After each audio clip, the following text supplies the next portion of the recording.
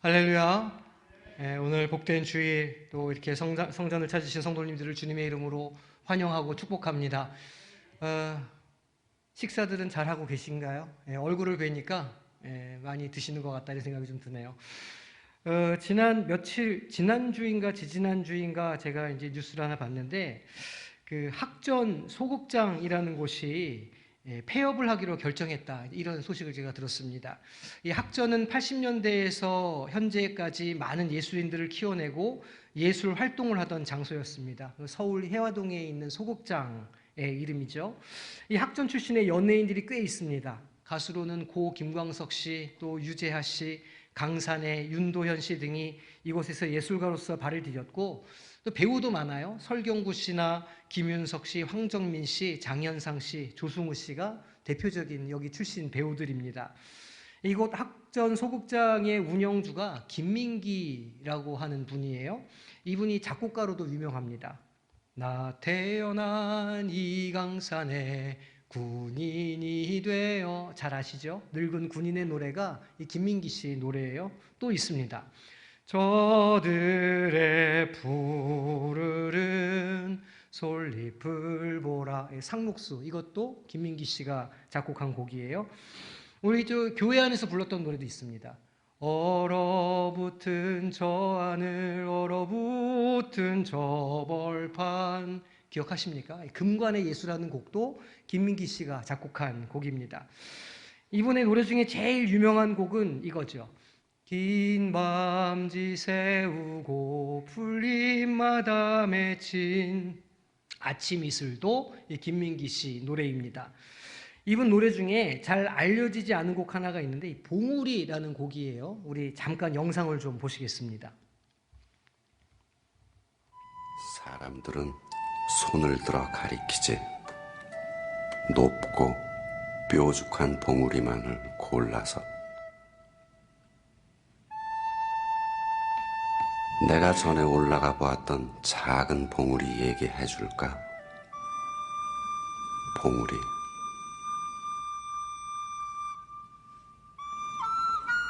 지금은 그냥 아주 작은 동산일 뿐이지만, 그래도 그때 난 그보다 더 큰 다른 산이 있다고는 생각지를 않았어. 나한텐 그게 전부였거든.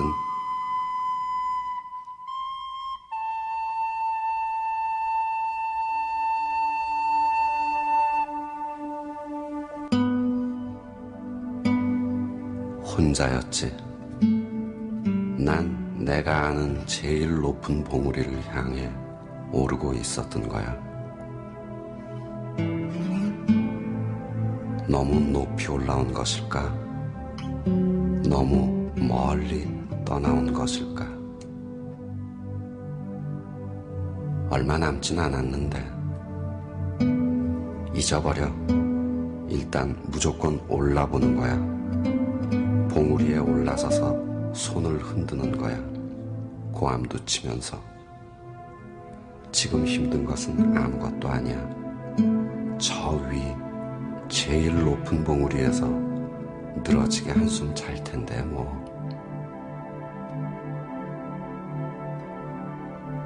허나 내가 오른 곳은 그저 고갯마루였을 뿐. 길은 다시 다른 봉우리로.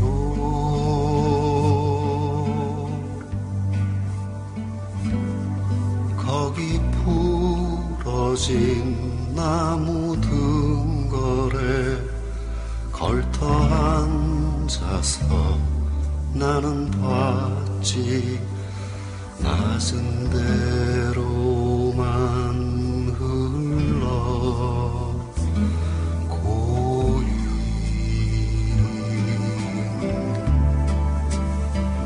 바다.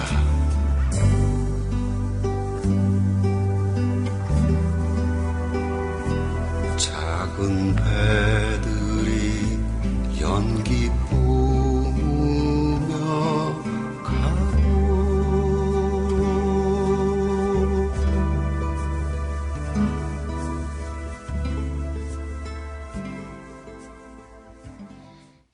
시인은 자기 인생에 가장 높아 보이는 그 산 봉우리를 향해 오르는 것을 자기 인생의 최고의 가치로 알고 있었다고 그렇게 노래합니다. 하지만 정작 그 위에 올라갔을 때 그는 기대와는 전혀 다른 상황을 맞게 된 것이죠. 더 높은 봉우리들이 있다는 걸 알게 되는 것입니다. 뿐만 아니라 반대로 흘러내려가는 물들이 모이는 거대한 바다를 보게 되었습니다. 시인의 인생은 새로운 상황을 맞게 되었습니다. 실로 우리 모두는 봉우리를 오르는 인생들이라 할 수 있죠. 끊임없이 봉우리를 오르고자 하고 또 새로운 봉우리를 발견하고 못 올라가면 안타까워하는 삶을 살아갑니다. 나보다 앞서 올라가는 이들을 보면 부러워하거나 질투심을 느끼게 되죠. 경쟁심을 갖는다는 이야기입니다. 혹은 나보다 늦게 올라오는 이들을 보면 안심하거나 아니면 불안해합니다. 더 높이 오르지 못해서 안달하고 더 빨리 오르지 못해서 애타합니다. 인생의 모습이 여러 가지이기 때문에 각자 추구하는 봉우리도 여러 가지입니다. 경제적인 안정이라는 봉우리를 오릅니다. 그 봉우리에 오르면 행복할 것이라 그렇게 생각하는 것이죠. 직업에서의 성공이라는 봉우리를 열심히 오릅니다. 그 봉우리에 오르면 만족할 것이라 생각합니다. 가족이나 친구들과의 관계라는 봉우리를 오르는 이들도 있습니다. 그 봉우리에 오르면 사랑받을 것이라 생각하죠. 인생의 봉우리는 열심히 인생의 봉우리를 오른 이들의 숫자만큼 존재합니다. 수많은 봉우리가 있지만 그래서 서로 다른 것을 추구하며 살아가지만 동일한 면이 있습니다. 올라간다는 것입니다. 복례산이든 천마산이든 승악산이든 많은 이들은 올라가는 인생을 살아갑니다. 더 높은 곳에 있고자 하는 열망은 동일하다는 것입니다. 그런데 다들 경험하실 때가 있지 않습니까? 봉우리에 올랐는데 더 높은 봉우리가 버티고 있는 걸 보는 것이죠. 숨이 턱에 차서 토악질을 할 정도로 애쓰며 올랐는데 그저 봉우리에 불과했다는 것을 알게 되는 겁니다. 뿐만 아니라 같은 봉우리를 오르던 어떤 사람은 벌써 앞에 있는 더 높은 봉우리를 오르는 모습을 보게 되는 것이죠. 뒤처져 있다고 생각하게 되고 도태되고 있다는 생각을 가지게 됩니다. 하지만 그 봉우리에 올라가야지만 가장 높은 봉우리에 올라야지만 우리는 참 만족과 참 기쁨을 경험할 수 있을까? 이 질문에 대답해 보아야 합니다. 산상변모주일인 오늘 변화산의 말씀은 이런 면에서 우리 인생의 새로운 시각을 제공해 줍니다. 오늘 말씀을 통해서 인생의 방향을 다시 돌아보고 진정한 행복과 만족을 향해서 제대로 된 방향을 찾는 복된 시간이 되시기를 소망합니다. 오늘 본문은 주님께서 예루살렘에 입성하시기 전 변화산에서의 사건을 다루고 있습니다. 이 변화산 사건은 예수님이 어떤 분이신지를 잘 보여주고 있습니다. 인간의 몸으로 가장 낮고 천한 모습으로 오신 분이시기 때문에 자칫 예수님의 본래의 모습을 오해하기가 쉽습니다. 예수님은 태초에 계신 말씀이셨습니다. 뿐만 아니라 근본 하나님과 본체시며 만유의 주인 되시는 분이십니다. 그저 육체를 입고 오셨기에 인간의 시각과 판단에서 예수님을 이해하기가 쉽고 그러면 주님의 신성을 잊기가 쉽습니다. 하지만 예수님은 제자들을 데리고 스스로 어떤 존재인지를 이곳에서 드러내셨습니다. 우리 2절 말씀 함께 합독하겠습니다. 엿새 후에 예수께서 베드로와 야고보와 요한을 데리고 따로 높은 산에 올라가셨더니 아멘. 주님은 제자들을 데리고 산으로 올라가셨습니다. 그냥 산이 아닙니다. 높은 산이라 이렇게 말씀합니다. 아마도 이 산은 베드로에게 너는 나를 누구라 하느냐 물으셨던 그 가이사랴 빌립보에 위치한 바로 위 헐몬산이었을 가능성이 높습니다. 해발고도 2800m에 달하는 헐몬산은 그 정상에 오르면 남쪽으로 유대 광야가 한눈에 들어오는 곳이었습니다. 이곳에서 예수님은 자신의 영광을 아주 살짝 보여주셨습니다. 이 일을 위해서 베드로와 야고보와 요한을 구별하여서 함께 올라가셨는데 아마도 이 제자들은 위대한 진리를 가장 잘 이해할 수 있는 이들이었고 그 진리를 받을 준비가 된 사람들이었을 것이었습니다. 우리 3절까지의 말씀 합독하겠습니다. 그들 앞에서 변형되사 그 옷이 광채가 나며 세상에서 빨래하는 자가 그렇게 희귀할 수 없을 만큼 매우 희어졌더라. 아멘. 여기서 주님은 변형되셨다 기록합니다. 여기서 변형이라는 이 변형은 새 제자들에게 보여주신 예수님의 신성에 대한 특별한 계시였습니다. 예수님이 어떤 분이신지를 아주 살짝 맛만 보여주신 것이죠. 변화산에서의 모습은 마치 그들이 성경에서 읽었던 모세가 경험한 하나님의 임재를 생각나게 했을 것입니다. 나중에 이 제자들은 이 사건을 기억하면서 예수님이야말로 하나님의 아들이시며 성육신하여 화목제물이 되신 분이라는 사실을 분명하게 깨닫게 되었을 것입니다. 변형되다라고 하는 말은 안으로부터의 변화에서 시작해서 외적인 변화까지 일어나는 것을 말합니다. 그저 겉모습만 약간 변하는 것이 아니라 속이 변해서 겉까지 완전히 변하는 그런 변형을 의미하는 것이죠. 사람들 사이에서는 이런 변화가 매우 드뭅니다. 사이가 좋지 않은 부부 사이에 이런저런 약속을 하기도 하지만 그저 겉모양만 살짝 바꾸고 흉내낼 뿐이지 진심이 변하지 않는 경우가 많이 있습니다. 그러면 서로에 대한 실망감만 더 커지게 되죠. 하지만 여기에 기록되어 있는 예수님의 변형은 그분의 내면이 하나님이시며 그분의 형체도 하나님이시라는 사실을 보여주는 그런 변형이었습니다. 빨래하는 자가 그렇게 희귀할 수 없을 만큼 매우 하얗게 되었다는 말은 밝은 흰색이 되었다는 표현이 아닙니다. 그들이 이 땅에서 경험해보지 못한 영광의 거룩함과 찬란함을 표현하는 것입니다. 주님의 변형은 일찍이 저 아래 세상에서는 경험해보지 못했던 신앙 경험이고 황홀경이었습니다. 여기서 끝이 아닙니다. 우리 4절 말씀 함께 읽겠습니다. 이에 엘리야가 모세와 함께 그들에게 나타나 예수와 더불어 말하거늘. 아멘. 모세와 엘리야는 구약에서 가장 위대한 선지자였습니다. 또한 이들은 메시아와 관계 있는 인물이기도 했죠. 모세는 토라, 즉 구약의 언약을 대표하는 인물입니다. 오경을 기록했고 위대한 선지자가 올 것이라 예언했습니다. 엘리야는 메시아가 오실 것을 예고한 선지자들을 대표하는 인물입니다.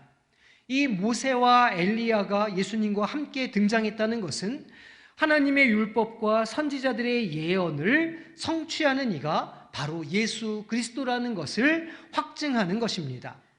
제자들은 환상 중에 본 두 인물이 모세와 엘리야라는 것을 바로 알았습니다. 어떻게 그렇게 알 수 있었을까요? 그들의 전통에서 모세와 엘리야에 대한 이미지가 있었습니다. 율법학자들은 모세의 이미지를 차용했고 사도 요한과 같은 당시의 선포자들은 엘리야의 이미지를 차용했습니다. 아마도 환상 중에 등장한 모세와 엘리야의 이미지는 정확하게 그들이 생각하는 율법과 선지자의 모습과 일치했을 것입니다. 이 상황을 목격한 제자들은 두려움에 떨었습니다. 동시에 경외감과 흥분을 느꼈습니다.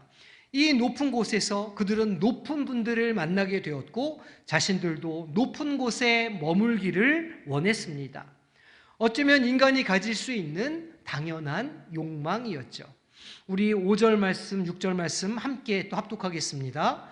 베드로가 예수께 고하되 랍비여 우리가 여기 있는 것이 좋사오니 우리가 초막 셋을 짓되 하나는 주를 위하여 하나는 모세를 위하여 하나는 엘리야를 위하여 하사이다 하니 이는 그들이 몹시 무서워하므로 그가 무슨 말을 할지 알지 못함이더라. 아멘. 베드로의 다소 뜬금없는 이 제안은 나름 이유가 있는 것이었습니다. 이 초막을 짓겠다고 하는 것은 아마도 장막절을 염두에 둔 것이라 생각됩니다. 이 장막절에는 출애굽 당시 하나님께서 그 백성을 해방시킨 의미 있는 날을 기념하는 절기였습니다. 아마도 예수님이 바로 그 압제에서 해방시키는 분이라는 사실을 말하고 싶었던 것 같습니다.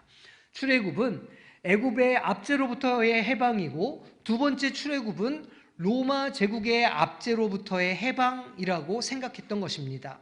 아주 분명해 보였고 이것이야말로 예수님께서 우리 가운데 행하실 일임이 분명하다 여겼습니다. 그러니 당연히 초막을 짓고 주님께서 그 일을 이루시는 것을 지켜보기만 하면 된다고 생각한 것입니다. 물론 베드로의 이러한 제안은 그의 수준에서는 훌륭한 판단이었습니다. 하지만 주님께는 아니었죠. 주님께서 신성을 보여주시고 스스로의 정체를 알리신 것은 그만큼 십자가의 무게가 어떤 것인지를, 진정한 세상의 왕이 되는 방법이 무엇인지를 보여주시기 위함이었기 때문입니다. 베드로는 완전히 잘못 판단하고 있었습니다. 그가 보고 있는 것이 무엇인지 깨닫지 못했고 그가 한 제안도 주님의 의중을 완전히 벗어난 것이었습니다. 7절 말씀 합독하겠습니다. 마침 구름이 와서 그들을 덮으며 구름 속에서 소리가 나되 이는 내 사랑하는 아들이니 너희는 그의 말을 들으라 하는지라. 아멘. 구름이 갑자기 나타나서는 높은 산 위에 있는 사람들을 덮었습니다. 이것은 단순한 구름을 말하는 것이 아닙니다. 이것은 하나님의 영광, 모세의 장막, 두 그룹 날개 사이에 임하시는 하나님의 영광의 구름, 쉐카이나 글로리아의 구름이었습니다. 이스라엘을 애굽에서 인도한 구름이며 광야에서 이스라엘 백성에게 나타난 구름이고 모세에게 나타났고 주의 영광으로 성전을 채웠던 구름이었습니다. 예수님의 신성은 하나님의 말씀으로 확증됩니다. 예수님은 하나님의 사랑하시는 아들이요 하나님의 현현이었습니다. 이 음성은 제자들 스스로 헛된 상상력과 열망으로 진리를 벗어나 있을 때 다시 그 길을 안내하는 음성이 되었습니다. 하나님은 자신의 생각이나 바람에 귀 기울이지 말고 예수님의 말씀에 귀 기울이고 순종할 것을 명령하십니다. 모세의 토라 신명기 18장 15절은 이렇게 기록합니다. 내 하나님 여호와께서 너희 중 내 형제 중에서 나와 같은 선지자 하나를 너를 위하여 일으키시리니 너희는 그를 들을지니라. 이 명령은 예수님이 바로 메시아 되시며 그 선지자의 말씀이 이루어졌다는 것을 보여줍니다. 우리 8절과 9절 말씀 또 합독하겠습니다.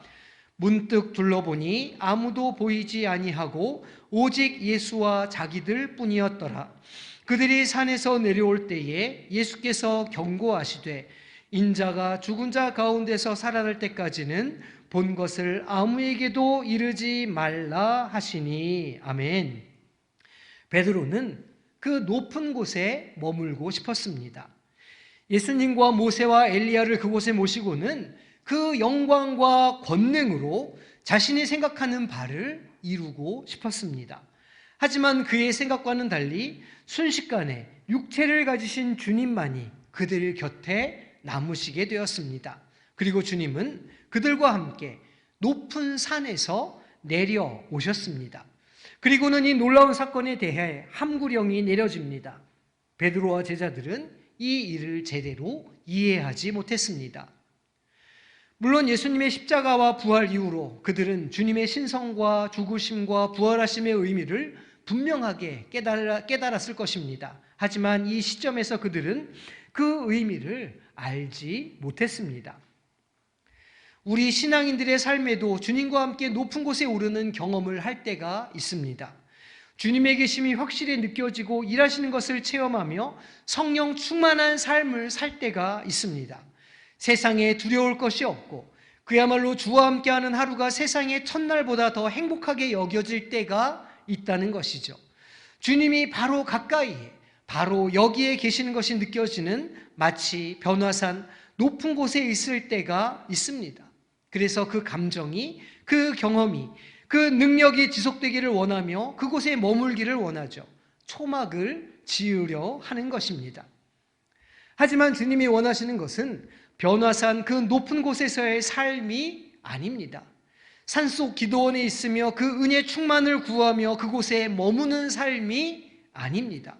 주님은 우리와 함께 높은 곳에서 내려오십니다. 내려가라고 말씀하시죠. 과연 우리가 내려와야 할 높은 산은 어디이겠습니까? 주님은 왜 우리에게 내려가라고 말씀하실까요? 첫째로 우리가 내려가야 할 높은 산은 교만의 산입니다. 교만이 무엇입니까? 주님보다 앞서는 것입니다. 주님보다 앞서 생각하고 판단하는 것이며 주님보다 앞서 행동하는 것이죠. 주님을 넘어서 가는 것이고 주님을 이용하는 것입니다. 베드로는 그곳에 오르신 예수님의 의도를 이해하려 하지 않았습니다. 적어도 그 의미가 무엇인지 예수님께 여쭐 수는 있었습니다. 무엇을 해야 하는지, 어떤 판단을 해야 하는지, 어떻게 이해해야 하는지 주님께 먼저 구해야 했습니다. 하지만 그는 구하지 않았습니다. 그저 자기가 옳다고 여긴 판단과 행동으로 이어졌습니다. 초막셋을 짓겠노라 말했던 것이죠. 이것은 완전한 교만함입니다. 초막셋은 주님께서 원하시는 것과는 너무나 다른 것이었습니다. 오늘 우리의 삶은 어떻습니까? 우리의 삶에 있는 문제들, 어려움들, 고민들, 갈등을 대할 때 도깨비 방망이와 같은 한 방의 해결책을 구하며 초막을 짓고 있는 것은 아니십니까?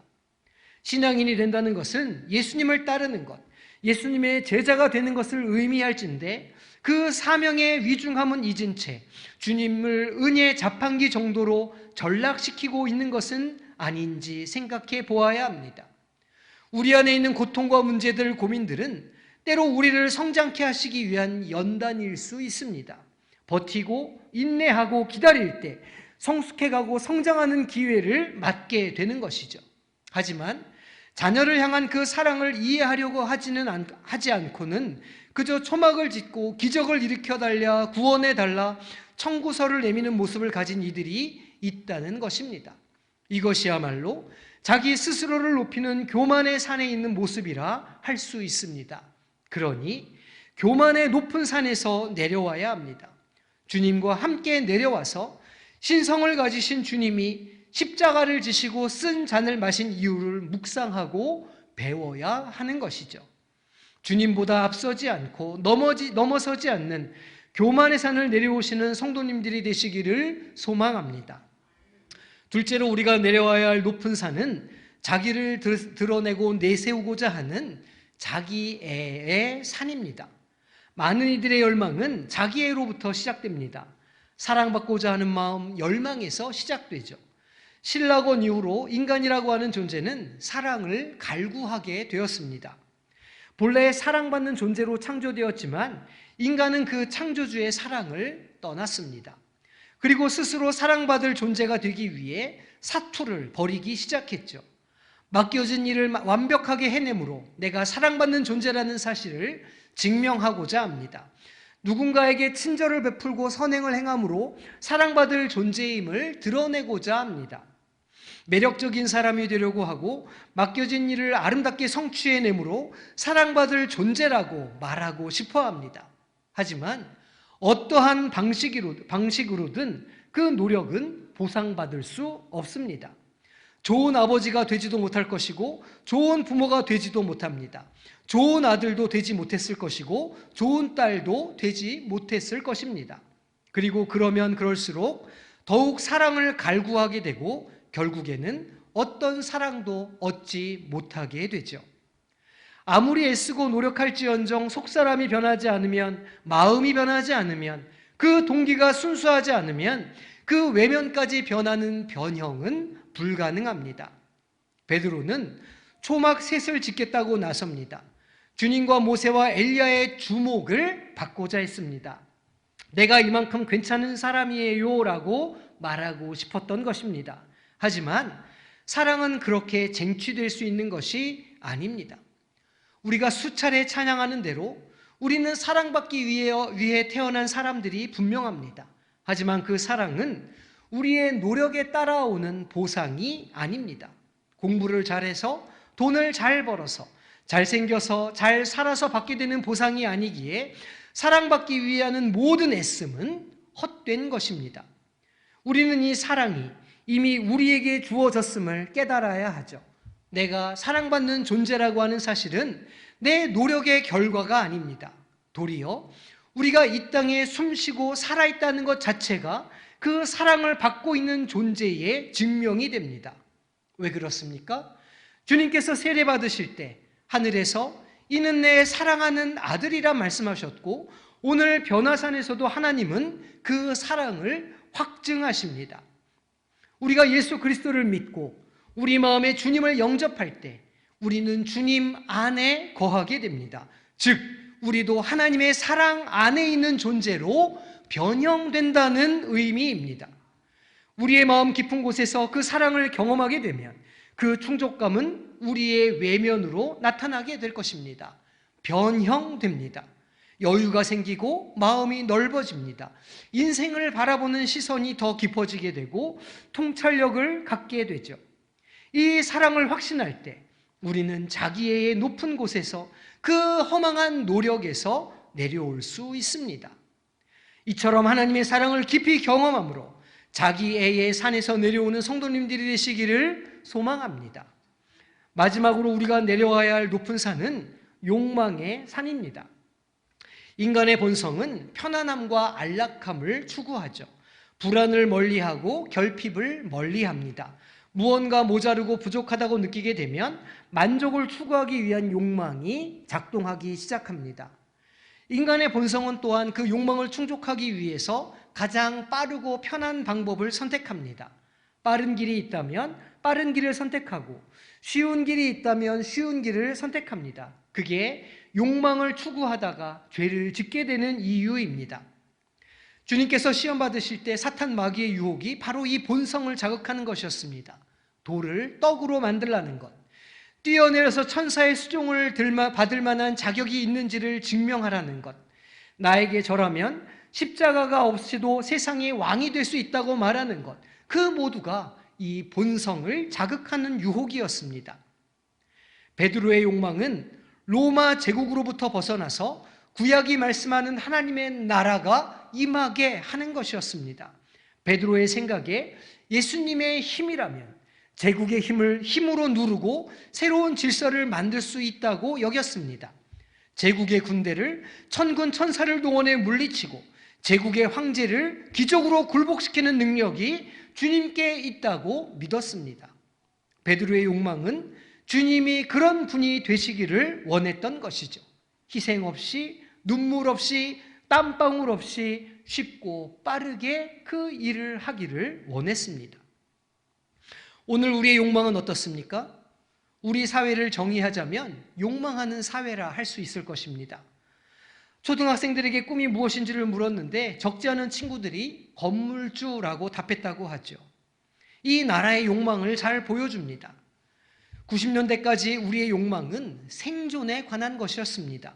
먹고 살기 위해 욕망하는 매우 본성적이고 기초적인 욕구에 관한 것이었죠. 하지만 2000년대에 들어오면서 우리의 욕구는 욕망으로 변형되었습니다. 더 이상 가난해서 욕망하지 않습니다. 이제는 타인과 비교해서 욕망합니다. 상대적인 박탈감에서 비롯되는 것이죠. 우리의 욕망에 이런저런 핑계를 댈 수도 있지만 결국 우리의 욕망은 탐심에서 시작되는 것입니다. 그러니 그 높디 높은 욕망의 산에서 내려와야 합니다. 그 산에서 내려와서 마땅히 져야 할 짐을 져야 합니다. 때로는 느리고 때로는 지루하고 때로는 아무도 보지 않겠지만 쉬운 길, 빠른 길, 편한 길이 아닌 마땅히 가야 할 길을 갈 때 비로소 우리 내면에는 참 만족과 참 기쁨을 경험하는 길이 열리게 될 것입니다. 이처럼 본성을 쳐서 복종시켜 마땅히 감당해야 할 것을 감당하는 성도님들이 되시기를 소망합니다. 예수님은 제자들을 데리고 높은 곳에서 내려오셨습니다. 언제 내려오셨습니까? 제자들이 주님의 신성을 제대로 확인했을 때였습니다. 그들의 욕망이 가장 강력하게 작동했을 때였죠. 하지만 예수님은 그 능력을 도리어 감추시고 신성을 감추십니다. 그리고 낮은 곳으로 내려가시죠. 육체로 내려가시고 골고다로 내려가십니다. 그리고 제자들을 향해 나를 따르라고 낮은 곳으로 가자고 말씀하십니다. 우리도 주님의 신성을 볼 때가 있습니다. 삶의 기적이 일어나고 신비한 체험을 하고 방언이 터지고 은혜가 샘솟습니다. 하지만 바로 그때가 내려갈 때입니다. 여전히 변하지 않는 가족이 있는 가정으로 내려가야 하고 온갖 세상의 욕망이 가득한 일터로 내려가야 합니다. 진흙탕과 같은 우리의 일상으로 내려가야 하죠. 주일 받은 말씀과 은혜를 붙잡고 살아가야 하는 곳은 집구석입니다. 보기 싫은 상사가 버티고 있는 일터이죠. 그렇게 주님과 함께 내려가고 주님이 가진 좁은 길을 걸어갈 때에 비로소 우리는 우리의 육체와 환경을 넘어서는 참 자유를 경험하는 역사를 경험하게 될 것입니다. 새해 복 많이 받으실 뿐만 아니라 높은 곳에서 내려오는 성도님들이 되시기를 소망합니다. 갑진년을 시작하는 첫 주에 높은 곳에 있는 우리의 마음과 생각을 다잡고 주님과 함께 낮은 곳으로 내려가 진정한 영적인 변형을 이루어내는 모든 성광의 권속들 되시기를 주님의 이름으로 축원합니다. 이 시간 함께 찬양하고 기도하기 원합니다. 우리 행복이라는 찬양 부르고 기도할 때 하나님, 올 한해 우리가 교만함에서 내려오고 자기애에서 내려오며 탐욕에서 내려온 한 해가 되게 하여 주시옵소서. 기도하는 시간 갖도록 하겠습니다. 우리 행복 함께 부르겠습니다.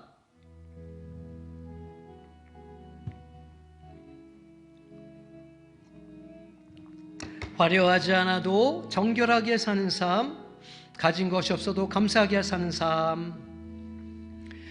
화려하지 않아도 정결하게 사는 삶, 가진 것이 적어도 감사하며 사는 삶, 내게 주신 작은 힘 나눠주며 사는 삶, 이것이 나의 삶의 행복이라오.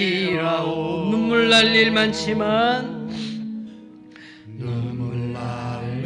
많지만 기도할 수 있는 것, 억울한 일 많으나 주를 위해 참는 것, 비록 짧은 작은 삶 주 뜻대로 사는 것, 이것이 나의 삶의 행복이라오. 이것이 행복, 이것이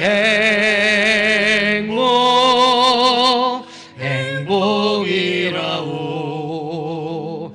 세상은 알 수 없는 하나님 선물, 이것이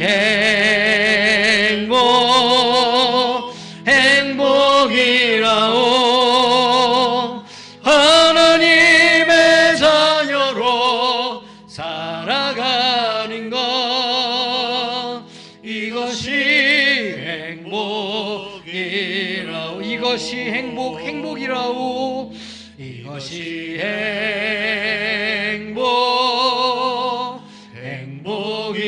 행복이라오. 세상은 알 수 없는 하나님 선물, 이것이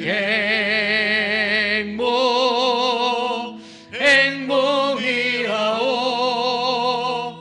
하나님의 자녀로 살아가는 것, 이것이 행복이라오. 이 시간 함께 합심으로 기도하며 나아가길 원합니다. 하나님, 올 한 해 우리가 높은 산에서 내려오기를 원합니다. 낮은 곳으로 내려가 주님과 동행하여 주시고 주님께서 주시는 참된 행복을 맛보는 한 해가 되게 하여 주시옵소서. 이 시간 주님의 이름 한번 부르고 기도하며 나아가겠습니다. 주여, 아버지 하나님 감사합니다. 올 한 해 우리가 주 앞에 나아갈 때 이 말씀을 허락하여 주심에 감사를 드립니다. 올 한 해 아버지, 우리가 주님보다 앞서는 일을 하지 않기를 원합니다. 우리의 교만함을 아버지 하나님 내려오기를 소망합니다. 아버지 하나님, 주님보다 앞서지 않게 하여 주시고 주님보다 먼저 가지 않게 하여 주시고 주님의 뜻에 순종하는 한 해가 되게 하여 주시옵소서. 주님의 말씀에 귀 기울이게 하여 주시고 주님을 따라가는 삶이 되게 하여 주사 우리의 탐심에서 내려오게 하시며 우리의 자기에서 내려와 오직 주님으로 인하여 만족감을 느끼고 행복을 느끼는 한 해가 될 수 있도록 주님 은혜 베풀어 주시옵소서. 우리를 불쌍히 여겨주시기를 소망합니다. 우리를 아버지 하나님의 은혜 가운데 아버지 나아가게 하여 주시고 주님의 아버지 하나님의 목 가운데 거하게 하여 주시옵소서. 오직 주님과 동행함으로 낮은 곳에 거함으로 주님께서 우리에게 보신 은혜를 경험하며 나아가는 복된 은혜의 모든 성도들이 될 수 있도록 주님 은혜 베풀어 주시옵소서. 주님께서 우리가 행하신 일들을 바라보게 하여 주시옵소서. 주님 도와주시기를 소망합니다. 역사하여 하나님 아버지, 우리가 올 한해 주님 앞에 나아갈 때 우리의 교만함에서 내려오기를 소망합니다. 자기애에서 내려오기를 소망합니다. 탐심과 욕망에서 내려오기를 소망합니다. 오직 주님을 따라 낮은 곳에 거하게 하여 주시고 겸손한 곳에 거하게 하여 주시고 아버지 주님의 길을 우리도 걸어가는 한 해가 되게 하여 주시옵소서. 그리할 때에 주님께서 우리에게 부어주시는 하늘의 신령한 복이 우리의 충만한 한 해가 되게 하여 주사 세상 그 무엇으로도 비교할 수 없고 아버지 하나님 얻을 수 없는 참된 행복과 기쁨을 누리는 한 해가 될 수 있도록 주님 축복하여 주시옵소서. 지금은 우리 구주 예수 그리스도의 은혜와 성부 아버지 하나님의 끝없으신 사랑하심과 성령님의 충만케 하시는 역사하심이 오늘 이 말씀에 순종하여 높은 곳에서 내려오기를 결단하고 주님을 따라 살기로 그 마음을 다잡는 이 자리의 머릿속에 모든 주의 자녀들 위에와 그 가정과 직장과 학업 위에 영원토록 함께 하시기를 간절히 축원하옵나이다. 아멘.